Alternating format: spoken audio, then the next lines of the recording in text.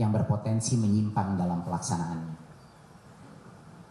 Saya tidak pernah menoleransi praktik korupsi dalam bentuk apapun.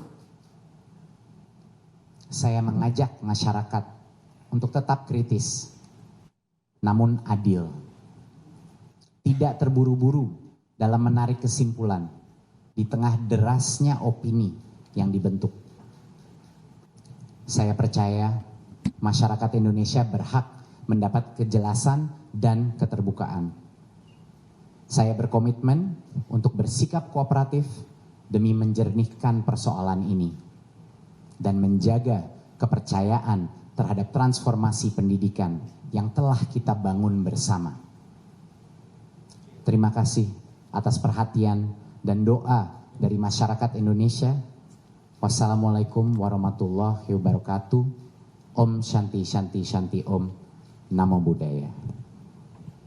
Oke, jadi intinya ada dua inti pokok, yaitu Saudara Nadiem menghargai kewenangan kejaksaan untuk melakukan proses penyidikan. Yang kedua, Saudara Nadiem ada selalu di tanah air dan akan kooperatif setiap waktu dipanggil oleh kejaksaan. Hanya dua intinya dari segi apa yang diutarakan yang barusan. Sekarang untuk lebih substansi, kalau ada pertanyaan dari saudara wartawan silakan. Satu-satu dulu, dari mana ini? ICTV, Pak. Ya, ICTV. Ya, silakan. Selamat pagi, Pak. Perkenalkan saya Vito dari ICTV Indonesia. Selamat pagi, Pak Nadiem. Satu aja ya, langsung singkat. Oh iya, Pak Nadiem, ini terkait pemanggilan Kejaksaan Agung terhadap staf khususnya Pak Nadiem. Kan selama ini mereka 3 orang ini kan mangkir nih. Apakah ada komunikasi dengan Pak Nadiem? Demikian. Kalau itu kami jawab bahwa sepanjang menyangkut staf khusus itu tidak ada kaitannya langsung dengan Pak Nadiem dan tidak ada komunikasi. Ya. Saya Fedro dari Tempo. Mas izin menanyakan, kenapa waktu itu pengadaan laptopnya itu dipilih untuk menggunakan Chromebook dan bukan Windows? Dan yang kedua, apakah Mas sudah pernah dipanggil atau digeledah rumahnya? Itu aja. Oke, sebelum Pak Nadiem nanti menambahkan, perlu dijelaskan sebagai berikut. Bahwa sebelum periode beliau sebagai menteri, memang pernah ada penelitian khusus untuk 3T. Itu daerah tertinggal yang tidak ada internetnya. Tapi proyek daripada beliau ini, apalagi waktu itu lagi corona ya, khusus memang untuk daerah yang non 3T, ya, yang memang ada internetnya lengkap. Dan hal itu sudah dilakukan pemeriksaan oleh BPKP dan menyatakan 90% lebih laptop ini terpakai, ya, untuk daerah. Jadi memang proyeknya beliau ini adalah khusus daerah yang non 3T, maksudnya khusus daerah yang ada internetnya lengkap. Jadi tidak benar bahwa dia sengaja robah dari walaupun 3T dipaksakan, itu tidak benar. Itu proyek benar ya. Bisa dijelaskan itu dulu. Bisa. Ya. Terima kasih untuk pertanyaannya. Betul. Jadinya memang sepengetahuan saya ada narasi bahwa ada kajian yang menyebut bahwa Chromebook itu tidak cocok untuk diaplikasikan di sekolah. Saya ingin klarifikasi. Memang ada uji coba Chromebook yang terjadi sebelum masa kementerian saya. Jangan lupa ya, sebelum. Ya. Dan uji coba tersebut itu dilakukan di daerah 3T. Saya ingin mengklarifikasi bahwa proses pengadaan laptop yang terjadi di masa jabatan saya tidak ditargetkan untuk daerah 3T. Yang boleh menerima laptop dari pengadaan ini hanya sekolah-sekolah yang punya akses internet. Itulah alasannya juga pengadaan ini bukan hanya laptop, tapi juga ada modem Wi-Fi 3G dan juga proyektor dan lain-lain yang diberikan untuk bisa mengakses internet itu. Jadi Kemendikbudristek membuat kajian yang komprehensif, tapi targetnya itu adalah bukan daerah 3T. Dan di dalam Juknis sangat jelas hanya boleh diberikan kepada sekolah yang punya internet. Ya. Nah, untuk menjawab mengenai kenapa Chromebook, ya. Ini menurut saya sangat penting bahwa dalam pengadaan sebesar ini kita harus selalu berhati-hati dan melakukan kajian dengan detail. Tim di Kemendikbudristek melakukan kajian mengenai perbandingan antara Chromebook dan operating system lainnya. Dan satu hal yang sangat jelas pada saat saya mencerna laporan ini adalah dari sisi harga, Chromebook itu kalau speknya sama selalu 10-30% lebih murah. Dan bukan hanya itu saja, operating sistemnya Chrome OS itu gratis, sedangkan operating system lainnya itu berbayar dan bisa berbayar sampai 1,5 sampai 2,5 juta tambahan. Di luar itu ada berbagai macam fungsi, mohon rekan media mengingat bahwa ini adalah untuk fungsi pendidikan, di mana keamanan murid-murid dan guru-guru kita menjadi prioritas di Kemendikbudristek. Dan salah satu hal terpenting dari kajian tersebut adalah kontrol terhadap aplikasi yang bisa ada di dalam Chromebook ini untuk melindungi murid-murid dan guru-guru kita dari pornografi, judi online, dan digunakan untuk gaming dan lain-lain. Itu bisa terjadi tanpa biaya tambahan lagi. Sedangkan operating system lain akan ada biaya tambahan. Jadi berbagai macam alasan di dalam kajian ini benar-benar menunjukkan kenapa ada keunggulan dari aspek Chromebook.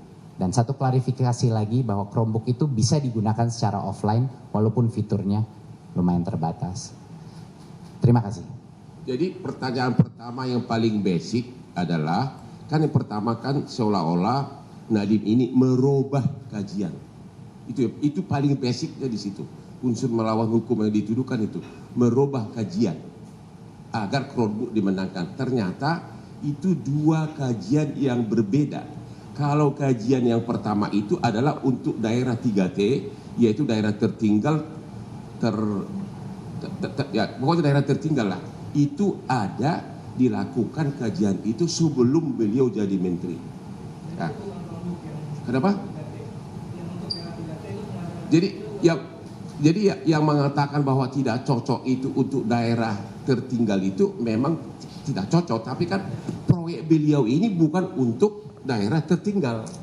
Kalau boleh saya klarifikasi, itu sebenarnya bukan dalam bentuk kajian tapi dalam bentuk uji coba Chromebook di daerah 3T. Sebelum masa saya menjabat. Sebelum, jangan lupa sebelum. Dan mungkin bisa saya tambahkan juga bahwa untuk daerah 3T di bawah masa jabatan saya ada program terpisah namanya Awan Penggerak, di mana kita membantu sekolah yang tidak punya koneksi internet. Awan Penggerak. Awan Penggerak. Dan itu Ya. awan penggerak. Ya. Dan itu adalah program di mana kita memberikan device khusus local cloud kepada sekolah-sekolah yang tidak punya internet. Jadi beda programnya dengan pengadaan Chromebook, di mana itu untuk mayoritas sekolah yang punya koneksi internet. Terima kasih. Udah jelas soal itu ya. Yang lain dulu.